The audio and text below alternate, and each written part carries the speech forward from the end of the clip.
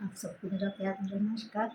तो आज एकदम विपरीत सब्जेक्ट को लेके आई हूँ। वो है टीनेज, यानी 15-16 से लेके 20-25 तक की उम्र की लड़कियों की समस्याएँ हैं कुछ। तो जैसे लड़की बड़ी होती है, यानी 14-15 साल की, तो उसका 13 ही 14 साल में मेंस्ट्रुएशन पीरियड स्टार्ट हो जाता है। और वो पीरियड स्टार्ट होता है तो पेरेंट्स को उसके बारे में बताना चाहिए। तो उसको पता चलना चाहिए कि अब ये ऐसा होगा, इसके बाद ये होगा। तो इसी समय अ, ब्रेस्ट हैं तो वो ग्रो करने लगते हैं, तो वो दर्द होता है, भारीपन आने लगता है, शरीर में भी भारीपन फ़ील होता है। कई बच्चे बड़े डिप्रेस हो जाते हैं, कई को पेट में दर्द शुरू हो जाता है, तकलीफ़ होती है। तो इन चीज़ों से उसको गुज़रना पड़ेगा। तो स्टेप बाय स्टेप यदि अपने बच्ची को समझाते रहेंगे, तो उससे उसको आसानी हो जाएगी। और उसको बता दीजिए कि कोई बीमारी नहीं है, बल्कि एक अच्छी बात है। और ये ना हो तब इसको बीमारी माना जाएगा। और कई जगहों तो बड़ा इसको सेलिब्रेट करते हैं कई लोग। जैसे ही बच्चे को मेंस्ट्रुएशन शुरू होता है तो उसको बड़ा सेलिब्रेशन होता है उसका बड़ा। पर हर जगह नहीं होता। और छोटी जगहों में कई पेरेंट्स नहीं बताते अपने बच्चों को। उनको शर्म फ़ील होती है कि अपनी बेटी के आगे इस तरह की बात कैसे करें। उसमें सेकेंडरी सेक्सुअल कैरेक्टर्स अपीयर होने लगते हैं, लड़के में भी, लड़की में भी। अच्छा, लड़के में भी हार्मोनल जो जोश हो जाता है एकदम से हार्मोन्स की वजह से। तो कई बार पहले तो ये नहीं था, अब तो कई लड़के क्या है पॉर्न वगैरह देखने लगते हैं और मास्टरबेट करने लगते हैं, जिससे कि वो उनका जो पढ़ाई-लिखाई का और जो वो था, आउट ऑफ ट्रैक चले जाते हैं, वो डाइवर्ट हो जाते हैं। तो ये बड़ा नुकसान है। तो उनको समझाना पड़ेगा कि बेटा ये सबके साथ होता है, ये बहुत मामूली चीज़ है। इसके लिए अपना जो तुम्हारा ट्रैक अच्छा चल रहा है, इससे तुम दूर नहीं हो, उसी पे तुम जमे रहो। और मास्टरबेट तो कभी-कभार ठीक है, करते हैं बच्चे वो, तो उसमें आप नहीं रोक पाएँगे। अब ये इतनी छोटी जगह में हम रह रहे हैं, यहाँ पे एक बच्चा आया। तो उस बच्चे को देख के मुझे दुःख हुआ, एकदम से बड़ा कमज़ोर सा लगा वो बच्चा। तो उसने डॉक्टर्स को ही बताएगा, तो उसने कहा कि मैं पॉर्न एडिक्ट हो गया हूँ। तो उसने उसका यानी अब ये जो फाइनल एग्ज़ाम, वो बच्चा रात में घर से बाहर निकल के जाड़े में कहीं बैठा है बाहर जाके, तो उसको मेडिसिन्स दी गई। मेडिसिन्स दी गई तो वो लाइन पे आया, हालाँकि उसका थोड़ा-सा नुकसान तो हुआ एग्ज़ाम में, पर फिर वो सही आ गया वो मेडिसिन्स लेने से। और उसको समझाइश दी गई, बताया गया कि ये सबके साथ होता है, पर ऐसा पागलपन नहीं कर लेते। और उसमें सोच समझ के कदम रखते हैं। ये चीज़ें ऐसी हैं कि आप देखते जाओगे तो देखते ही जाओगे, और उसमें आपका शरीर का, आपका मन का, आपके समय का, आपके पैसे का, सब चीज़ का नुकसान है। क्योंकि यूट्यूब पे या उसपे तो ऐसी-ऐसी चीज़ें पड़ी हैं कि उसके चक्कर में यदि फँस जाए तो बच्चा बर्बाद हो जाता है। कई बच्चों ने तो किसी गेम्स-वेम्स के चक्कर में फँस गए, किसी और चीज़ में फँस गए तो सुसाइड तक कर लिया। अच्छा, पहले जैसे ऑर्कुट वगैरह चलता था तो उसमें हम लोग कितनी फ्रेंडशिप हो गई कि मैरिज कर ली, मैरिज के बाद पता चला कि बहुत बुरी हालत हो गई। तो ये कई चीज़ें ऐसी हैं जो समय रहते बच्चों को समझाना पड़ेगा। जैसे आपके जेनेटिक्स में प्यूबिक हेयर्स आने लगते हैं, ये भी उनको बताना पड़ेगा कि ये प्यूबिक हेयर्स हेयर्स आएँगे। और मेंस्ट्रुएशन के टाइम पे क्या-क्या आपको सफाई रखनी, किस तरह से रखनी है। ये नहीं कि पैड्स गलत तरीके से इस्तेमाल करो, या उसको कैसे चेंज करके साफ-सुथरा रखो अपने शरीर को। और अपने जेनेटिक्स को अच्छे से साफ होना चाहिए, जो अंडरगारमेंट्स हैं वो साफ होना चाहिए। जो आपके ये बगल में बाल भी आने लगेंगे, तो लड़कियों को ज़्यादा रहता है, तो उनकी सफाई कैसे करना चाहिए, उनको बच्चों को बताना पड़ेगा। ये नहीं कि कोई कैंची-वैंची काट लें या रेज़र-वेज़र फेर दें बच्चे। वो नुकसान कर जाएगा, रेज़र-वेज़र फेर देंगी तो वो तो और तेज़ी से बढ़ेंगे। तो इससे कोई ऐसी क्रीम होती है वो लगा के उसको साफ कर लिए, ज़रूरत है तो, नहीं ज़रूरत है तो ज़रूरत नहीं है उनको उसको साफ करने की, वो बने भी रहे हैं। आप बहुत स्लीवलेस ना पहनिए, थोड़ा-सा ऐसा पहन लीजिए तो काम चल जाएगा। कोई पढ़ने-लिखने वाले बच्चों को कोई इतना वो नहीं रहता है, फिर भी यदि ज़रूरत लगती है तो उस तरह से साफ कर लें।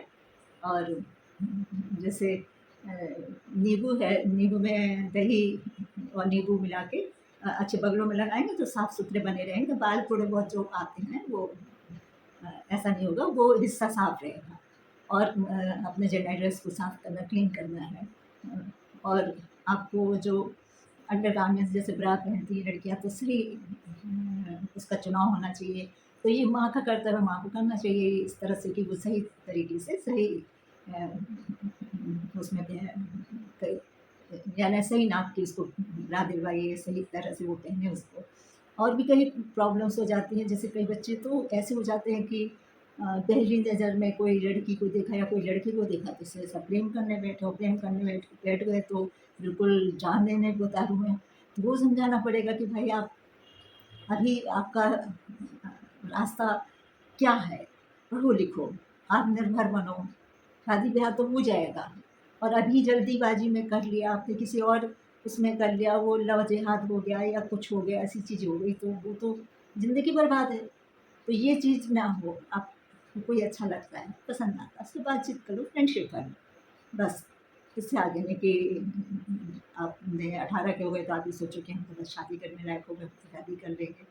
ये नहीं होना चाहिए, बच्चों को समझाना पड़ेगा क्योंकि इससे ज़िंदगी बर्बाद होती है और कभी भी मैंने देखा है कि वो लोग सफल नहीं हो पाते हैं, क्योंकि छोटी उम्र का प्यार तो छोटी उम्र का होता है और जहाँ से मैच्योर होते हैं वहाँ से उस चीज़ के लिए वो अहमियत वो प्रेम वो सब चीज़ें ना वो बढ़ जाती है।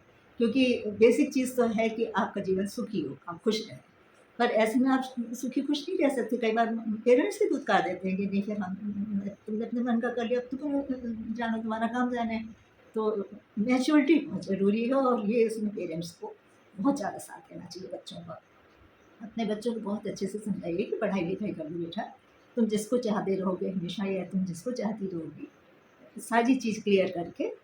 और मैंने तो एक बहुत बड़ी उनको देखा लेखिका को, उन्होंने दूसरे धर्म में जाके शादी की, तो अब कई बार उनको बेचारी को ये प्रॉब्लम आ जाता था कि बिंदी मत लगाओ। अब वो ऐसी थीं कि उनको खूब बड़ी बिंदी लगाना, चूड़ियाँ पहनना, साड़ी पहनना ये बहुत पसंद था। तो कई जगहों पे ऐसा रिस्ट्रिक्टेड होता है कि आपको कैसे-कैसे रहना है, क्या कपड़े पहनना है। तो जो चीज़ आप रोज़ कर रहे हैं उसमें तो आप खुश रह सकते हैं, फिर अचानक कोई आपको बंधन डाल दे कि नहीं ऐसा से ऐसा करो, तो बंधन नहीं सह पाता इंसान कि उसकी इच्छा के खिलाफ। क्योंकि जीवन का मुख्य उद्देश्य तो यही होता है कि आप अपने जीवन में संतुष्ट रहें, खुश रहें। तो उसके लिए थोड़ा-सा सब्र करना और वो सिखाना पड़ेगा बच्चों को, लड़के को भी, लड़की को भी। थोड़ा सब्र ज़रूरी है, क्योंकि पहली प्राथमिकता आपकी है आपका एजुकेशन, आप अपने पैरों पे खड़े हो जाएँ, आप अच्छा-बुरा समझने लगें, तमाम चीज़ों को समझ लें, तमाम बातें। क्योंकि यदि आप दूसरे धर्म में भी शादी करेंगे और अच्छी अंडरस्टैंडिंग होगी दोनों परिवारों की, कोई दिक्कत नहीं जाएगी। परंतु यदि खिलाफ़त होगी तो दिक्कत जाएगी। मरने-मारने को उतारू हो जाते हैं, लव जिहाद वगैरह ये सब चीज़ें इस तरह से हो जाता है। तो ऐसा नहीं, बिल्कुल सोच समझ के बच्चे अपने पेरेंट्स को बहुत ज़्यादा इसमें ज़रूरत है कि बच्चों को भी बहुत समझदारी की ज़रूरत है कि ये काम ना करें, क्योंकि उम्र पड़ी है देखिए वो सब करने के लिए, तो प्रेम करने के लिए और आगे का जीवन के लिए, इन सब के लिए पूरी उम्र पड़ी है। तो कई बार तो हम देखते हैं कि लड़कों में, लड़कियों में ये हार्मोनल इतना ज़्यादा हार्मोन्स का प्रेशर पड़ जाता है कि वो कुछ भी करने को राज़ी हो जाते हैं। तो उनको भी समझाना पड़ेगा कि भाई जो भी हो, लड़के या लड़कियाँ, यदि करते भी हैं ऐसा तो सेफ़ तरीका अपनाएँ। ऐसा नहीं कि गलत तरीके से करें और उसका गलत परिणाम भुगतना पड़े, भुगतना तो फिर लड़की को पड़ता है। तो बहुत ही सेफ़ आप ये करते भी हैं तो बहुत सेफ तरीके से करें, बहुत कायदे से रहें और इस तरह की कोई अनहोनी घटना ना हो पाए। माँ-बाप को बहुत ज़्यादा समझाने की ज़रूरत है, अपने बच्चों को सँभाल के रखने की ज़रूरत है। बच्चे खुश रहें, प्रेम से रहें, अच्छे से रहें और किसी उम्र के दबाव में आके कुछ गलत ना कर बैठें या हार्मोन्स के दबाव में आके कुछ गलत ना कर बैठें। और कई लड़कियों को हम देखते हैं जैसे रात में उठ गई वो और जाड़ों की रात ठंडे पानी से नहा के सिर धो के बाहर खुले में चली गई। लड़कों को देखते हैं तो वो लोग भी ये हार्मोनल इतना उन लोग के अंदर प्रेशर देता है कि वो यानी वो सोच विचार ही उनका जैसे ख़त्म हो जाता हो। उनकी बुद्धि ख़त्म हो जाती हो कि उनको कुछ भी करने को तारू जाते हैं। तो ये बहुत चीज़ें ऐसी हैं जो माँ-बाप समझाएँ बच्चों को भी तमाम चीज़ें समझना चाहिए। आजकल वैसे बच्चे बहुत होशियार हैं, समझदार हो रहे हैं, फिर भी गलतियाँ तो हो ही जाती हैं। और नहीं अच्छे से कोई समझाने वाला घर में भी मिले तो भी ये तो जाति भी छुपाते हैं, फिर वो छुपाना और गलत हो जाता है। जैसे गलती हो भी गई तो इतना खुले हुए हों आपसे कि अपनी बता पाएँ कि मुझसे ये गलती हो गई है। यदि गलती हो गई है तो आप उसका निकाल सकते हैं, मारना पीटना या डाँटना तो नहीं ज़रूर है, नहीं करना भी नहीं चाहिए किसी बच्चे को कि आप डाँट रहे हो, मार रहे हो, पीट रहे हो उसको या उसको बुरा-भला कह रहे हो, ये भी नहीं होना चाहिए। और जैसे बच्ची है तो उसको क्या है कई तरह के इमोशंस होते हैं। कई बार वो बहुत ज़्यादा अ, यानी रोने लगे एकदम से इस तरह की हो जाती है, कई बार बड़ी खुश हो जाती है।